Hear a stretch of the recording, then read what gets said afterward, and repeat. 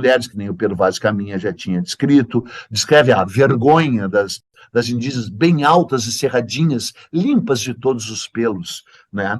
A Xexeca das Natas, e descreve o canibalismo, né? O ritual antropofágico. Eles comem uns aos outros. Então ele percebe o imenso impacto que essas cartas causaram nos poucos que os leram, e diz, bah, cara, eu quero ficar famoso, eu quero ficar rico, eu vou publicar essas cartas. Mas se eu publicar essas cartas, eu vou me fuder. Daí disse, não, então vou fazer o seguinte, eu vou publicar, assinar e dizer que foram falsificadas, que não fui eu, o falsário de si mesmo. E aí, daí já sou eu imaginando aqui. Ele disse, já que eu sou um canalha mesmo, vou falsificar, eu vou dizer o seguinte, eu vou dizer que eu cheguei na América antes do Colombo. E aí ele inventa uma viagem que ele teria feito em 1494, que é depois do Colombo, mas o Colombo não tinha chegado nas porções continentais do que viria a se chamar América, América, América, por causa dessa falcatrua, né? Então, o Colombo, até 1494, o Colombo só tinha chegado nas ilhas, né? Nas Bahamas, em Cuba e na Jamaica. Não tinha chegado nas porções continentais.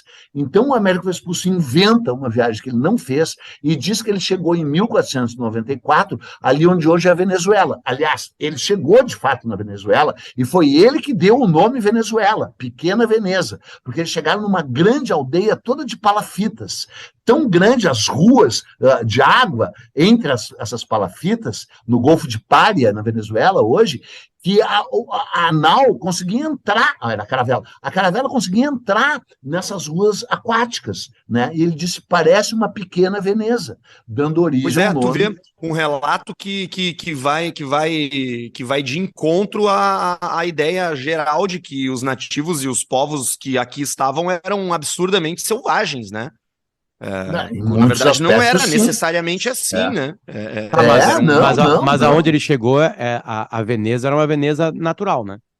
Claro, claro. Como é que é o nome do lugar hoje? Desculpa. Pária, Golfo de Pária. Não era uma Veneza natural, eram palafitas, eram casas construídas. Eram casas construídas. Não, isso que eles não tinham chegado ainda nos Aztecas, nos Maias, nos Incas, né, cara? O que eu quero dizer é que a ideia que é propagada até pouquíssimo tempo, até hoje, na verdade, era de que os caras chegaram aqui à base de flecha, né, que eles saíram trocando prato por coi. Na verdade, os povos eles eram pacíficos, eles eram organizados em sociedade. Eles tinham um sistema de justiça, eles tinham um sistema de produção, eles tinham um sistema de economia, enfim. Né? Então não me surpreende que o cara que era um mosaico, né? Tinha os mais trogloditas mesmo. Claro, tinha os mais trogloditas, mas super. Aí o cara chega aqui, olha e pensa, porra, isso aqui parece Veneza. Ninguém que colocou uma taturana no Tico para ele aumentar não pensa. É um selvagem. Não. Desculpa, um cara que tem a ideia de colocar uma taturana no próprio pau é uma pessoa civilizada. Isso é ciência. Anos. Isso é teste, isso é ciência. Exatamente. Aproveitando o conhecimento que já está ali, aí tu aumenta um pouquinho, até tu chegar na taturana. Botaram um monte de coisa antes. Botaram outras coisas. Bom, aí, mas vamos ao que interessa. Daí ele inventa, forja, falsifica uma viagem, escreve a carta e bota a carta a vender igualzinho aqueles cordéis, sabe aquelas literaturas de cordel? E a carta explode, e ele vira um best-seller total, e é lida pelo Thomas More, é lida pelo Erasmo de Roterdã, é lida pelo Michel de Montaigne, parece livro do Eduardo Bueno, é lido por super intelectuais e ao mesmo tempo é lido por mentes rasteiras, que nem o Pianges, que nem o Potter, que nem o Duda Garbi, não, Duda Garbi já é demais, porque não sabe ler, mas é lida pelo povo, é lida assim por uma massa ignara, aqueles que sabiam ler, óbvio, e era colada era reproduzida e colada nas paredes das praças, e quem sabia ler, lia em voz alta, e o povo juntava para ouvir, Américo, Américo, Américo. E aí, em 1506, olha, dá oi aqui pro pessoal, a Paula veio trazer um açaí, olha, vai começar a se babar. Atenção, galera, é hora de ligar a imagem ali no Spotify, que ele vai começar a se babar. Já se babou. É o nosso idoso, né, cara? Me embabei no primeiro, idoso. Próximo capítulo sobre etarismo. Então, eu queria fazer esse episódio numa cadeirinha com aquele cobertorzinho xadrez, assim, e um babador me babando. Bom, o Américo Vespúcio morreu rico e famoso. Em 1506, um cara chamado Martin Waldseemüller... Tá, eu só tenho uma coisa que eu não entendi direito. Tá. Ele publicou a viagem que não existiu.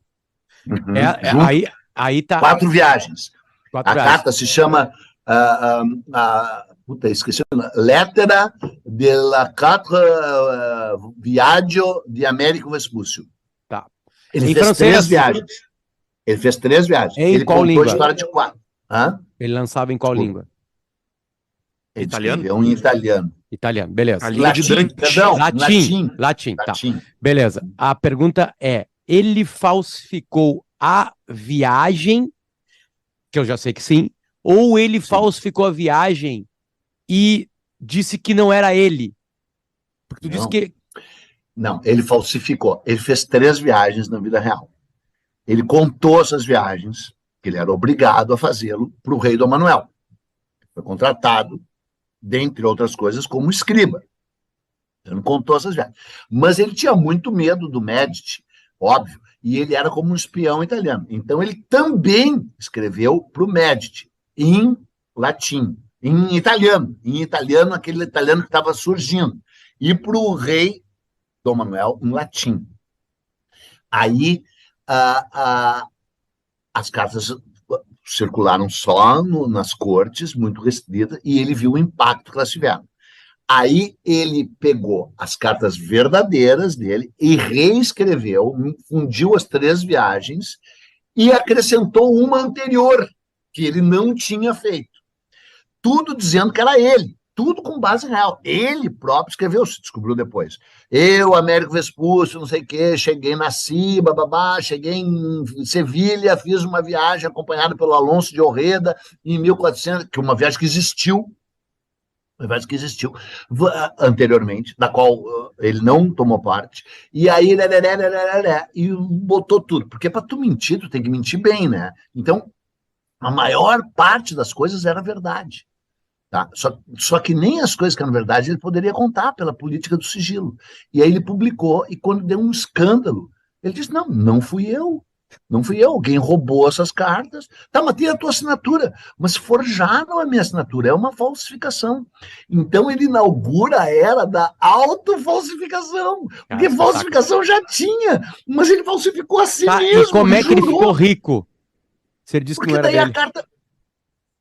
Porque ele ganhou status, enfim, ele ganhava... Exatamente, que tem ele volta. Já era rico, né? Ele já era rico. Daí ele ficou o cara mais famoso da Europa, todo mundo queria conhecer, daí acho que ele dava palestra. Comeu gente, dava palestra. Exatamente, claro. Comeu um monte de gente, e aí que nem tu, começou a dar palestra na falcatrua, em Passo Fundo, em Progresso. Não é falcatrua.